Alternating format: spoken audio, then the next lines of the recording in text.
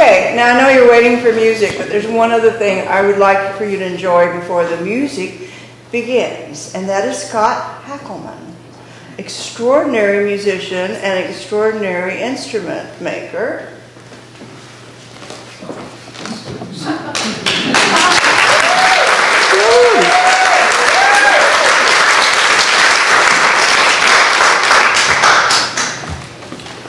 Okay, so if the tambura players would join the parade, I'd like to do Lucy asked I do a little introduction as to what we're doing, what instruments we're playing, and the basic structure of it. So what we have here are, I'm Scott Hackleman, this is Laura Mitchell, this is Alex, Scott Baird's son. And Scott and, Laura and Alex will be playing the tambura. So let's get situated. I'll explain this. This is Indian. This is a North Indian classical music, and it's based on a very old instrument called a veena. And then as time went on, the veena was hybridized with a few other instruments, and it turned into the sitar. The veena had two gourds on it. The sitar still is made from a gourd on this end, and it uses a gourd up here for extra resonance. And this music is played to a drone. It's like a bagpipe, or that type of music. It doesn't modulate. It doesn't play chords. And that's what these instruments are for. These instruments are even older than the sitar and the veena, and have been a part of Indian classical music for hundreds, maybe even thousands of years. So what you'll hear, I'll have Laura play the tambura just for a minute so you can see what it sounds like.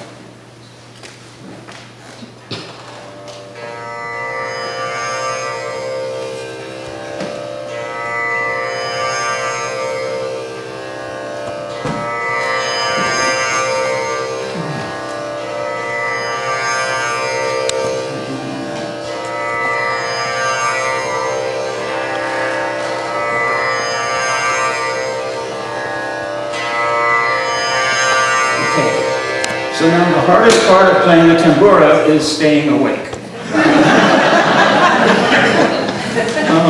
It's similar with the sitar actually too. Now the sitar, it has all these instruments have a very characteristic sound. And I'll show you. Normally what we're used to hearing with Western instruments, the guitar and so forth and so on, is a sound like this. It's just a nice pure tone, and that's that, right? Harps sound that way, guitars, violins, etc. The sitar and the tambura, you notice, have this sort of like wah kind of sound to them, this swelling sound. This swelling sound, in India, they quite an expression for it. They're quite clever with these combinations of words. This part of the instrument on both of these, and on the guitar too, it's called a saddle. And in Sanskrit, the word for saddle is sawari. That's where the word safari came from. You hop on the saddle and go galloping off on an adventure. And so this is a musical adventure, though. And the word for life is jiva. And so what they produced was this unique bridge, which what they said, gave life to the sound. So they combined the word jiva and sawari and came up with jawari. And that's what this sound is. And so that the characteristic sound is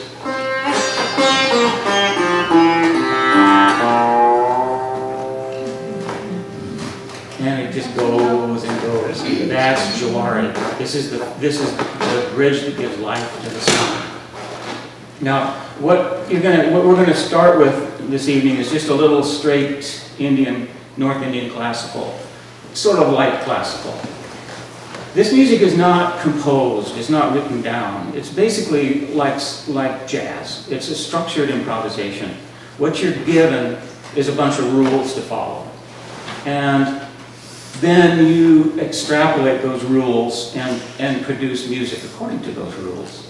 And to give you just a sense of what that is without getting too pedantic about it, this particular raga, and they structure their music on what's called a raga. A raga is not a scale. A raga is a combination, it's a set of notes. It has an ascending characteristic and it has a descending characteristic. And each raga is associated with different seasons, different times of the day, different emotions, and so forth and so on. This particular raga, the name of it is Kamaj. And Rag Kamaj has an ascending which sounds like this.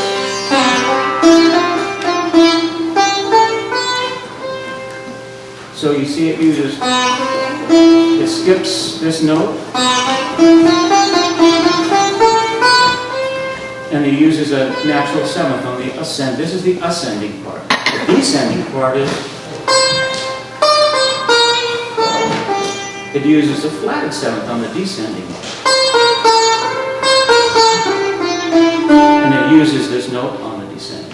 So see, it has a different set of notes on the ascending, a different set of notes on the descending, and you're also expected to provide certain nuances to those notes as a part of the expression of that raga. And so those are the rules. Then you can play all night.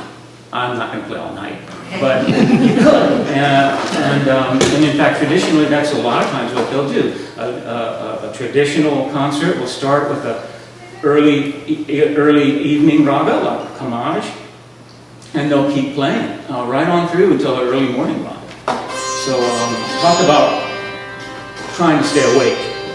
I've seen many tambura players just keel over at about 2 in the morning. So anyway, so that's what we're going to play now. We'll play for a little bit, Rag Kamaj, and let's just relax and listen, okay?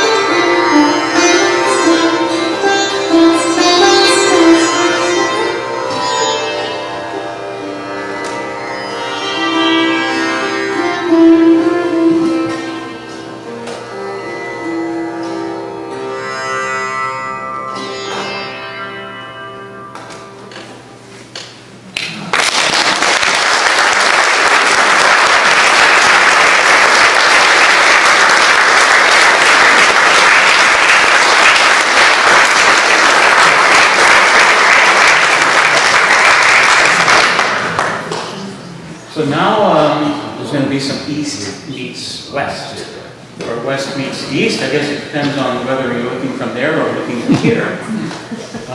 The west is going to be over here, and that will be Master Scott Baird.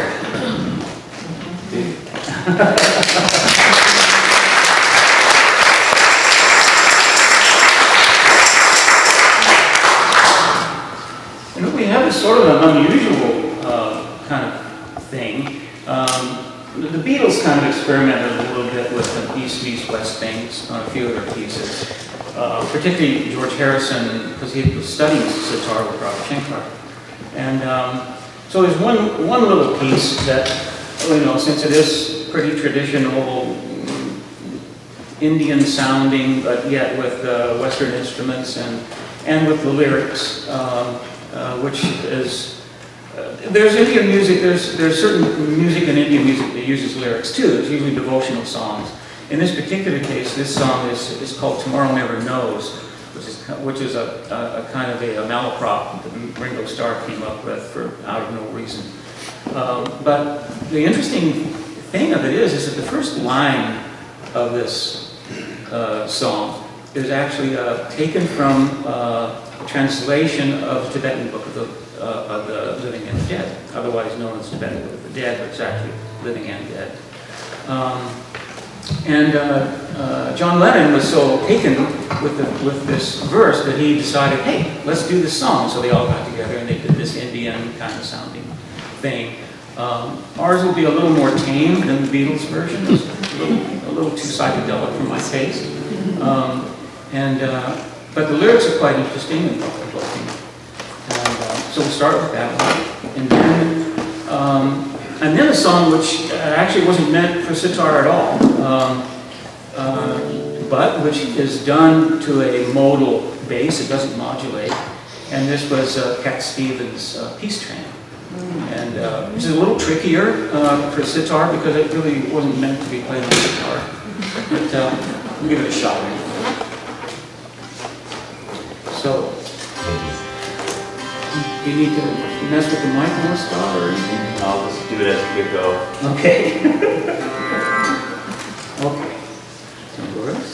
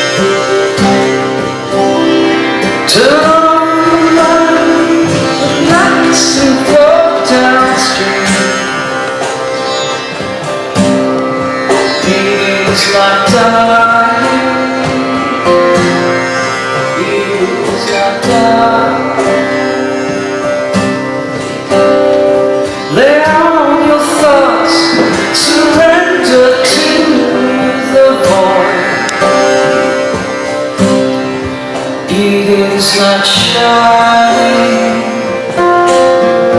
it is now shining.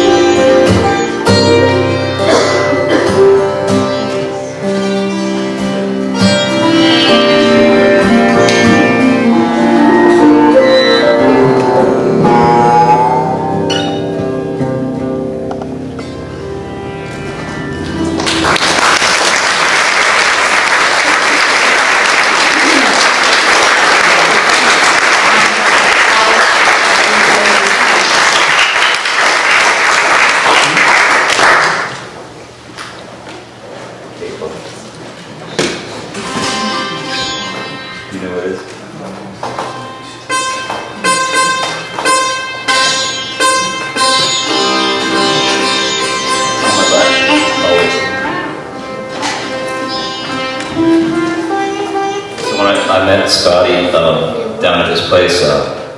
He said, "Hey, I'd like to play this song if we play a song together." So this is how this all started. He requested that I learn the songs. I came by with my little ukulele guitar and sat down with him and my son, and we jammed a little bit, and that led to this. It's like everything leads to something else. So whatever small thing it is, it can turn into something really cool. It's so nice to be here. I grew up in the Point here when I was a little kid. Here in Boundary Bay, Beach Grove, you name it. It's both sides of the border and stuff. And so it's so nice to come back here to the community here and do anything to support it. It's like a timepiece of the 70s here still, you know. Still in the 70s. So I'm sure that people appreciate that.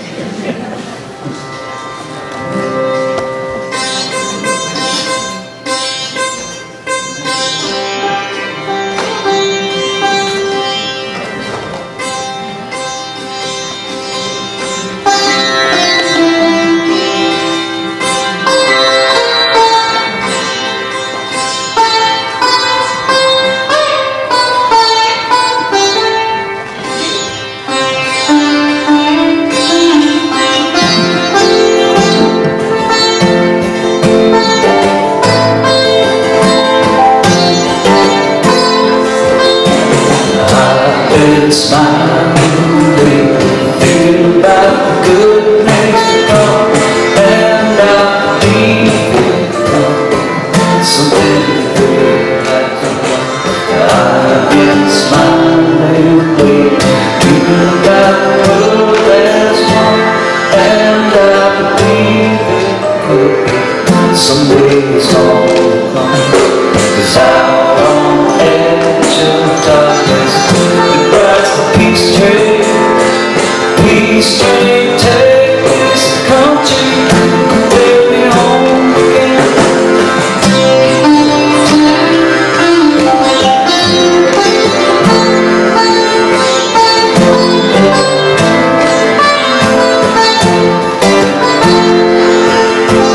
I've been smiling, thinking about the good things to come, and I believe it could be something good has begun.